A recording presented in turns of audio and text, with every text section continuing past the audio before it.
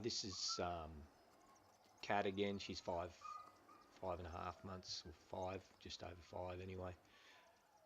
I just got her on 3 head here and just practicing her commands and getting a nice, getting her rolling out of, into a new directions nice, instead of just sort of turning and pushing up. I wanted to, when I give her a command to go around, I wanted to break over herself and get away a little, make that little bit of a pocket so that she doesn't press on a stock too hard when I don't want her to. You still need to be able to bring her in and let her walk in on a stock as well.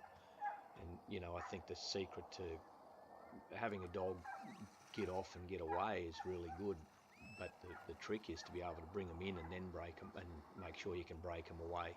If you keep a dog away from his stock all the time, it's good and it's not too bad, but the hardest part is to bring him in onto his stock and then have that little command where you can kick him out again and get him away, and just get so that you've got control over your depth when you work.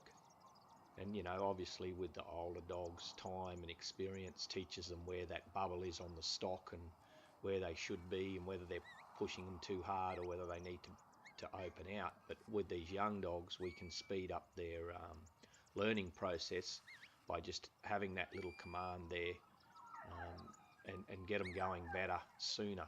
We're just, I guess, making them more useful earlier in their life, and having that command will help when you go probably to your cattle, as much as you can keep that dog out of trouble a little bit. You get those good young keen pups, and if they're too young and they go in on cattle, they're liable to get hurt or kicked. Whereas if you've got this little bit of control on them, when we introduce them to cattle, we can basically we can put them where we want them, so we're not letting them get an adrenaline rush and go in there and get hurt and then lose their confidence. So just working here on keeping her calm, being able to move her in, being able to, when I give her a command, get her to break right over herself when she changes direction. A lot of that was built obviously with the bigger mob walking through them. With these 3 head, it's not as easy to walk through them, so we've got to do our work on that bigger mob.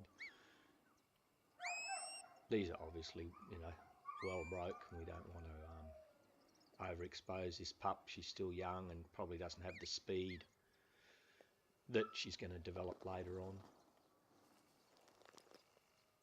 This is Cat getting ready for the sale in November.